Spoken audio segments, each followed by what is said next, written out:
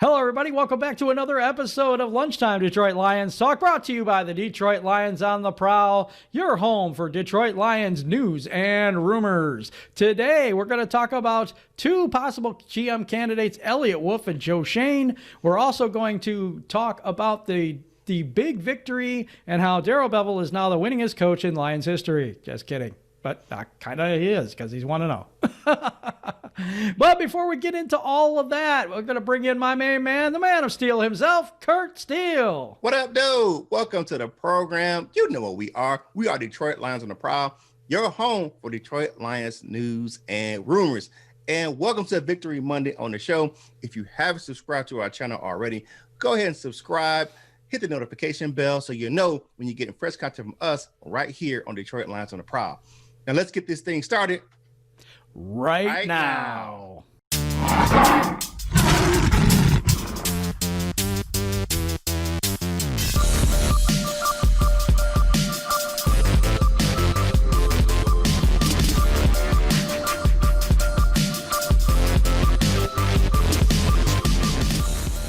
Hey, welcome back to the show. You know what it's time to do. It's time to get at these comment cards. Jim, you up first.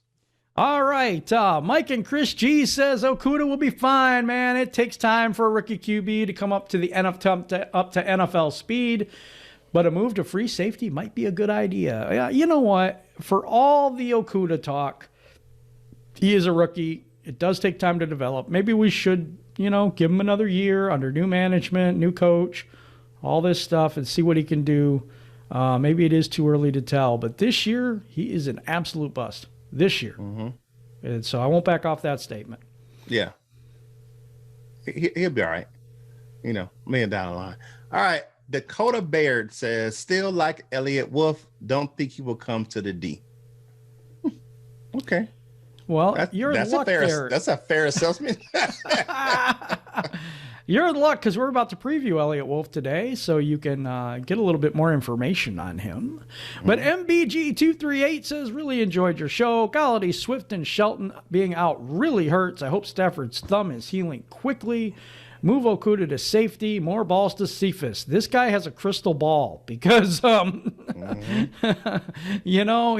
balls to Cephas. That kind of helped in that game. We'll get into the game later, but yeah, appreciate your comment there, MBG238. All right. Jorge Salas says, I don't know what really happened about him, Smith and his wife, other than what you said, but there's something missing there about that. Anyway, I do like John Dorsey. As a coach, I would like a defensive coach like Robert Saleh of the 49ers. I like him, guys. Well, guess what? You're not the only person that likes him. A group of Michigan legislators actually are going to petition the Lions to hire him as a coach. I really don't get why we get politicians in sports, but that's the consensus right now from the Michigan state legislatures trying to get the Lions to hire Saleh. And I've heard Ed Dodds, and a combination of Ed Dodds and Saleh that are very, very popular right now. John Dorsey wants to bring in Eric Bieniemy.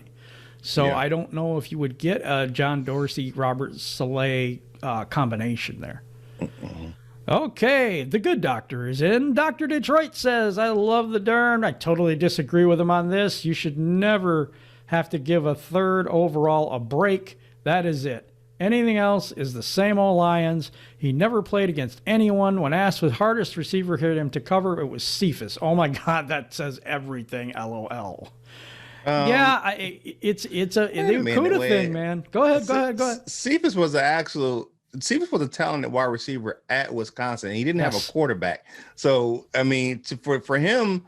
I mean, Cephas, and then for his troubles, he got into a little bit of trouble and, he got cleared up. But Cephas wasn't no chump at Wisconsin. But no, he was not. I get what you're saying. But he did have a good game versus T. Higgins out of Clemson.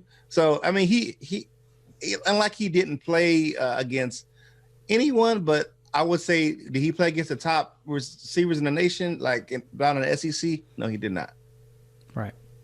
And you know what? This is such a huge topic. We may have to tackle it at some point, the Yeah. Okuda dilemma. So maybe Yeah. we'll do that as a video. Maybe we'll do that. Yeah, that sounds good, brother.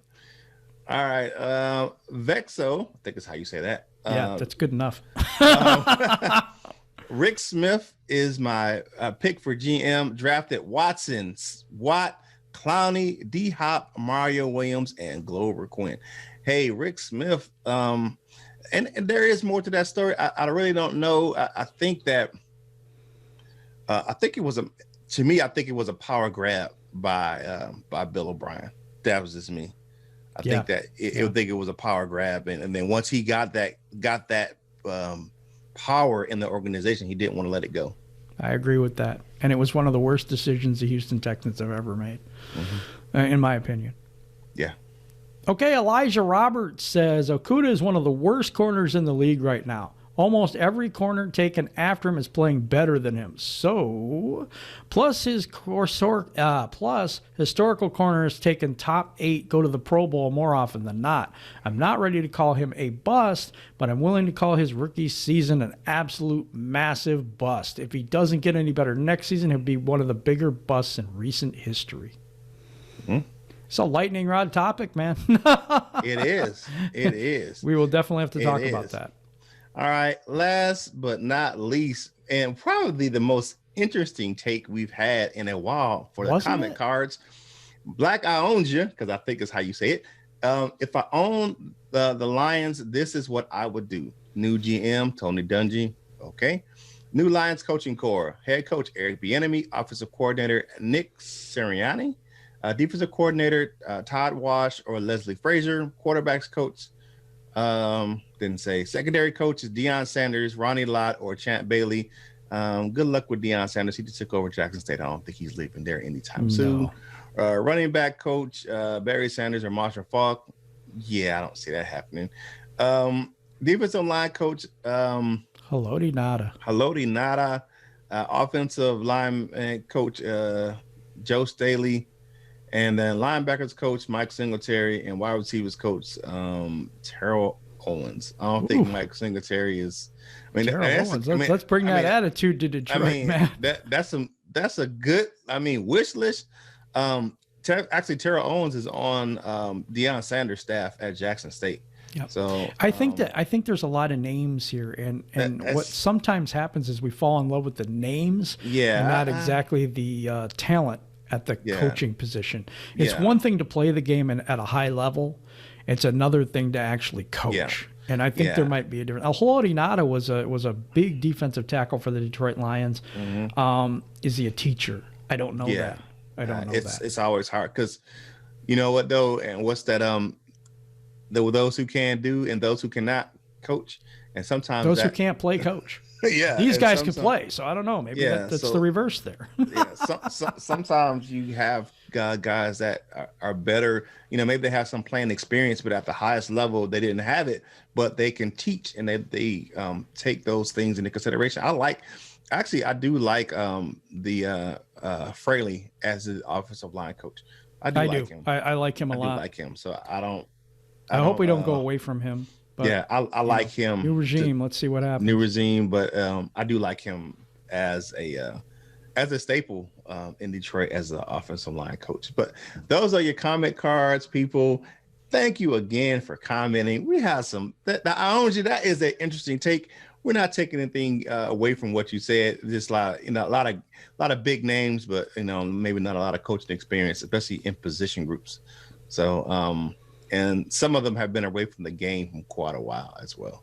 They have. And now we're going to go into our main course, and we're going to preview 2 of the GM candidates, Joe Schoen and Elliot Wolf. And I'm going to go to my man Curt to preview Joe Schoen. All right. Joe Schoen, his age, he's in his early 40s, probably around 42, 43. Not a lot of information out there about him. Some interesting tidbits. Went to DePaul University. That's DEPAUW, where he played quarterback as a freshman and wide receiver for the rest of his career in college. Now, his his GM experience or scouting experience, in 2001 and 2008, he was a scouting intern and a college scout at Carolina.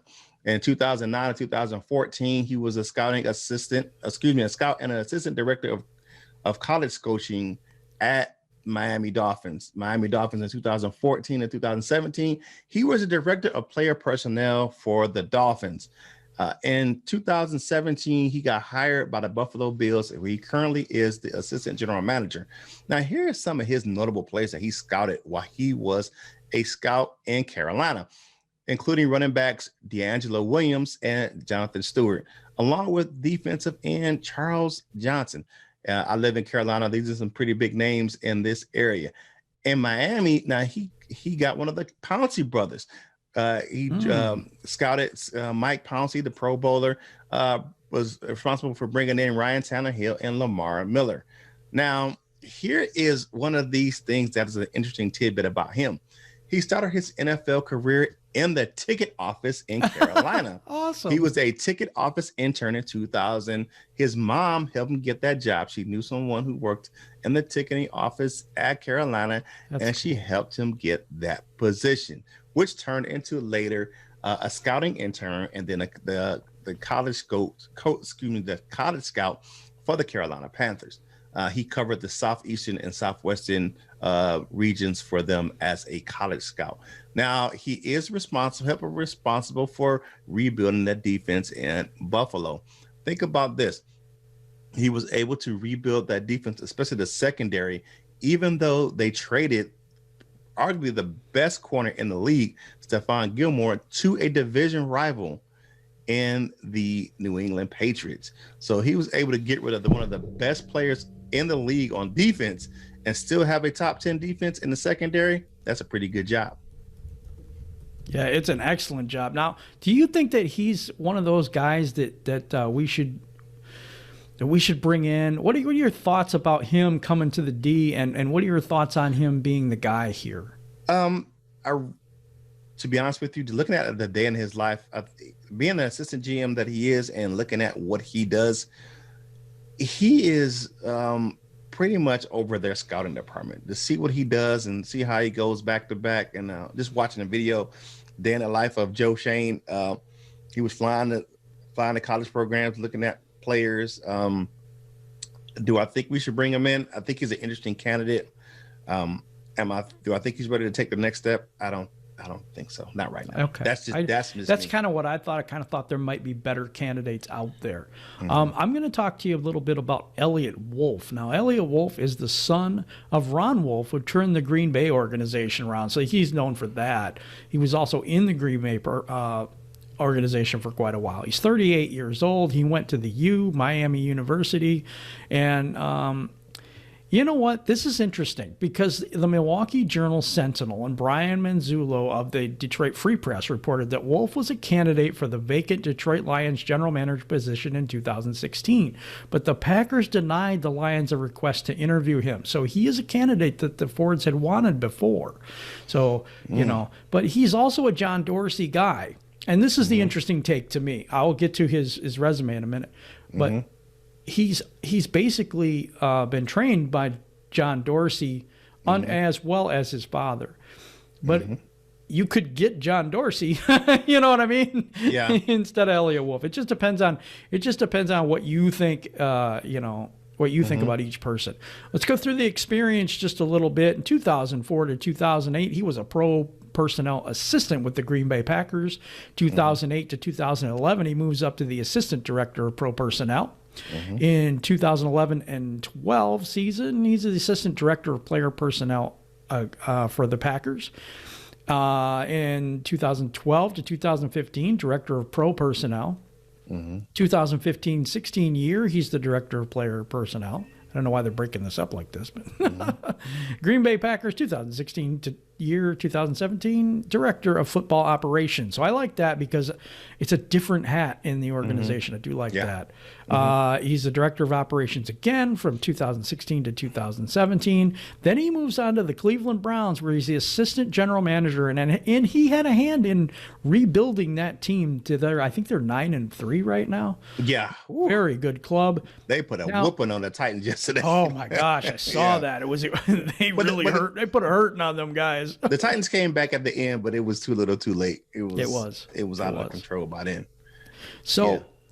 Also, now he took a job after that. He took a job with the New England Patriots from 2020 to present as a front office consultant.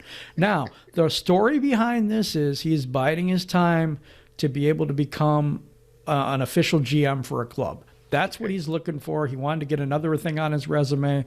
It's not really that he's tied to New England or he's from New England, whatever, because I know we're going to have a big stigma about that. He's kind of hanging out there waiting for his opportunity. I got you. That's exactly what he said about that, or not he said, but other people have said about that. So that's Elliott Wolf. Elliott Wolf, I think, is a good candidate. I really do, because he's learned under his father in Green Bay. They built an incredible squad over there. And if you could rebuild a squad, that is exactly what we're looking for in the D, someone that's going to rebuild us. He's a younger candidate at 38 years old, which means he has a longer longevity. If he does well here, he could stay for a long period of time. I like that too. I'd like to get some continuity in Detroit. Yeah. So there's some good things about him that I really like. What do you think about this candidate there? I think he is an interesting guy. He has definitely some lineage, being Ron Wolf's son, and being a protege of John Dorsey is a good selling point. Yes, it is, because they taught him the right way how to build a roster and how to rebuild an organization. See, he's been through it twice, 3 times, Yeah, so he knows how to do it. And looking at the success that the Cleveland Browns are having right now, they were us, and now we're back. Now we're them. So yeah. And sucks to say that, but sucks to say that though. But the Jets are giving chase. They're 0-12, so they could be us next. So, with all that being said, I like him as a potential candidate. He's had a rebuild. Looking at that roster in Cleveland, they really rebuilt that roster, and they were able to get some big name free agents in there as well. So they built through the draft, and they brought in some key names that wanted to come to Cleveland, and that's a very rare feat, because Cleveland was definitely the laughing stock of the league for a while, and no one wanted to go there. Absolutely. I totally agree with you on that. Now, if you're enjoying this video, could you like the video for us? Also, if you could subscribe to the channel if you haven't already. About 71% of people that watch the video is not subscribed to the channel, so if you could do that for me, I really appreciate that. Also, if you could share the video with your friends so more of this Lions content gets to more Lions fans, we really appreciate that. And this is the Detroit Lions on the Prowl, which is your home for Detroit Lions news and rumors. And now we're going to go into the Chicago Bears versus Detroit Lions Victory Monday. Game Victory recap. Monday, baby. Hey, it is the Victory Monday game recap.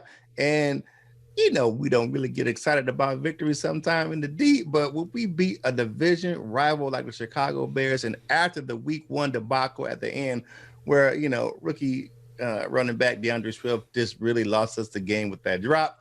It felt so good to beat a Bears team that was pretty much at full strength. I mean, they were at full strength.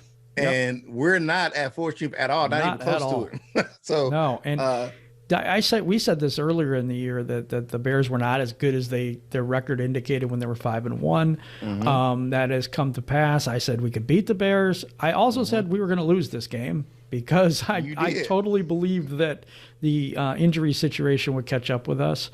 And I said that we were going to win in a squeaker. I said those guys are going to play. I said they're going to play their heart out for Darell Bevill. I said they were going to play their hearts out for that guy, and they did. There's some takeaways from this game. Yeah. Did you think Quintez Cephas, especially on that catch, looked a little like Kenny Golladay? Nah, but he did. He made a good play on the ball, though. Getting it at the point that he got it. Yes, that was a really good catch. Getting separation when he doesn't really have the speed. Yeah, he did push off. I'm just gonna tell everybody. I saw the little bit of the stiff arm there, but I think it was maybe a feeler just to kind of feel where the guy was. That's probably why I didn't get the flag, because it wasn't a full push. It was kind of just like a let me see what a guy is, so I can Right. So, but it was an excellent catch. He went up and, he jumped up and got it. That was excellent. That was an excellent catch. Excellent throw too. What excellent catch in good traffic was Danny Amendola's catch right behind Danny Trevathan. Yes. He kind of laid out and caught that ball. That was, it was a number of there was good throws and one catches. that picked it almost right off the ground. Was that Hawkinson? I can't remember. I think somebody so. almost picked it right off the ground. I think it was Hawkinson. Yeah. Hawkinson is proving his worth. Yes, that guy is getting it. He is proving that he is one of the best tight ends in the league. And still, like I said, I still think he's underutilized, even though he had a really good game yesterday. And one thing I noticed about Stafford yesterday, he just seemed more upbeat. And he was on the sidelines coaching. You didn't see that this year at all. Mm-hmm. But he's on the sidelines talking to his guys, hey, let's go, let's get it. And he was in the tunnel smiling. He just seemed like a brand new guy that went back to the Stafford of old, where he was out there just throwing that rock and slinging it around and had good touch. It was amazing. 404 yards, I believe. Except for the throwaway that was an interception. Except for the throwaway that was an interception. Because I think he was trying to throw it away. And it just kind of happened, just kind of floated on him. But he just was really slinging that thing. He was slinging it. Here's another thing, though. I don't want anybody to get this confused with a dominating performance, because it wasn't. No. The defense cannot tackle anyone. I don't know what this pity pat thing. Let's all gang around him and kind of let him run by us. I don't know what that is, but we need to stop that. So halftime, right? We're just not tackling at all in the first half. Second half comes out. We start off kind of slow, but we started picking up the tackling. As the game went on, we started getting better, and we made some big plays. Let's do the who's eating, who's starving for this game, because there was there was a lot of people eating today. Yeah, there was a lot of people eating. So I'm going to go with who's eating on the offensive side of the ball. I'm going to go with Matthew Stafford for my guy. I know you can pick. There was a ton of people to pick on this. So I'm going to go with Matthew Stafford, 400 yards in the game. 7th time in his career he's done that. The comeback cat comes back again in the fourth quarter. They were down 10 points and brings his magic to the team. Who's starving? Oh, my God, number 33. What the heck, man? Come on. Carry on, Johnson. What are you doing, dude? Jeez. You just can't. I don't know. He has no vision. For me, that's the biggest problem with him. He just runs right up the middle and runs into somebody and thinks he's going to power over people or something. I have no idea. He was a really good running back when he came here, and he's not anymore. He's a great blocker, but he's a terrible runner. At this point, anyway. Yeah, who's eating for me on the offensive side of the ball? It's got to be marvelous Marvin Jones. Ooh. Marv put up a big game yesterday, 116 yards receiving and a touchdown. And he was just catching everything. Marvin Jones was just catching it. You threw it to him, he caught it. Yes, he did. He was in there getting it yesterday. Marv was my guy on offense. On defense, who do I have eating? Of course, I got my man, big number 95, Romeo Okwara, getting it in, strip sack. That was probably the biggest play on defense of the game. Just got a tremendous bend and got that strip sack. It was excellent. Romeo Okwara had good pressure all game as well. For who's eating on my defense, I've got number 98, Everson Griffin. Everson Griffin with another sack. He was terrorizing the quarterback just a little bit. He is not his old self. And, there's talk maybe he wasn't worth a sixth or fifth round pick next year because we lost picks. But, the guy's playing his heart out, and he's actually doing a pretty good job. Yeah. He's getting a lot of pressure. Honorable mention, Kevin Strong. The guy that shows up, gets called up to the team and shows up. What does he do? He stops him on 4th and 1, or was it 3rd and 1? 4th and 1? 4th and 1. 4th and 1. Stops him on that play so the Lions win. What a play by the young man. That was really good. Definitely. That was a excellent play by that young fella. He is definitely an honorable mention, along with the honorable mention for me, Mr. Pennicini. John Pennicini he was wrecking some shop yesterday. Yes, he was. So that's my honorable mention for yesterday's game. He had a fumble recovery yesterday. All right. Yeah, he did. Pennicini. He did. Pounced on it. So let's see. Who's starving on defense for you? Who's starving on defense for me has to be Will Harris. Just blew the assignment. Cole Kmet was just was running free down there by the goal line, man. Yeah. I don't know what Will Harris. I don't know what he was thinking. He got caught peeking in the backfield. So, Will Harris, my man, you got to have some eye discipline on that one. The starving part for me is the entire defense that can't tackle. I mean, what is going on? I looked at the kickoff. And we had, and it was Cordell Patterson, and he's just like running right by guys, just waving as he goes, right through everybody. I'm like, what? No, the tackling was horrendous in this game. Yeah, it was. So we have to coach that up better. Shout out to Matt Patricia. No, anyway, that's terrible. That is horrible. But I like the but this, looking at the game overall, the energy on the sidelines was different. Yes. The energy especially at the end of the game was different. With even they were just, the players were hugging and just they were just, they were really congratulating Darell Bevill on his first victory. They were. And one thing, if you listen to my man Chris Spillman, he made an interesting point. He said that they felt beat down under Matt Patricia. And one of the things was like how the schedule ran, like practices and just the overall rhythm of the team and how the schedule ran. And he said that's one thing that Darell Bevill changed when he came in. And he said that he wanted to show the players that he was listening to what they were saying. And he changed the schedule around, and it definitely showed on the field where, okay, we went into some lows, but we made some changes, especially at halftime. And just overall, it wasn't a dominating performance as far as on the defense side of the ball, but the offense, to put up that many numbers on that defense of Chicago, who is a beastly defense. You can't take away anything from Chicago's defense. Their defense, they were up. Yeah, they're good too. They're good, and they were full strength, and the Lions were able to capitalize in the passing game. I don't think I've seen, except for like Aaron Rodgers, torch that defense like that this season from a passing standpoint. So that's true. No, you got a great point there. Yeah. And imagine if they had Kenny Galladay and DeAndre Swift.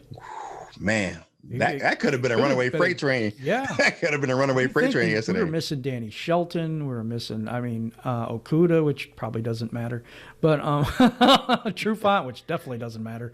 Mm-hmm. There's a lot of guys out, and there's a lot of people that had to play a long period of time, especially the corners. Mike Ford went out of the game for a little while. And there was another guy, was it Darell Roberts that got hurt for a little bit? A little bit, yeah. They probably got and then came back in. Bit. But yeah, there was so much to this game. Yeah. Going to lead me to the question of the day. And the question of the day is kind of a funny one, I guess, if you think that way. But what does this win mean for Darell Bevill, as he is now 1-0 and the winningest coach in Detroit Lions history? I'm having fun with that today. Well, you tripping, bro. But let me know what you think, though. What does it mean for Darell Bevill as a head coach to be 1-0 with a terrible team? Yeah. And, sorry, I think it's not that great of a team, but hey, you guys might think it's wonderful. It is what it is. Interesting fact, I was happy to see DeAndre Swift on the sideline. He actually made the trip. And actually, Kenny Galladay made the trip as well. So that means they're getting close to getting on the field. When they start traveling with the team, that means they're getting close to getting back on the field. Yeah. Okay, so my favorite time of the day has arrived. The time for dessert with Curt. Okay, here we go, people. I made a dessert on Friday that said that Mitchell Trubisky was undefeated against the Lions, and that was true with a caveat. He was undefeated against the Lions under Matt Nagy. He was 4-0, 4-2 overall against the Lions. However, he is now 4-3. There you go. We got that right. So I wanted to clear that up. That righted he was he righted the ship. And now was he was 4-0 under Patricia, right? Yeah, 4-0 over against Patricia.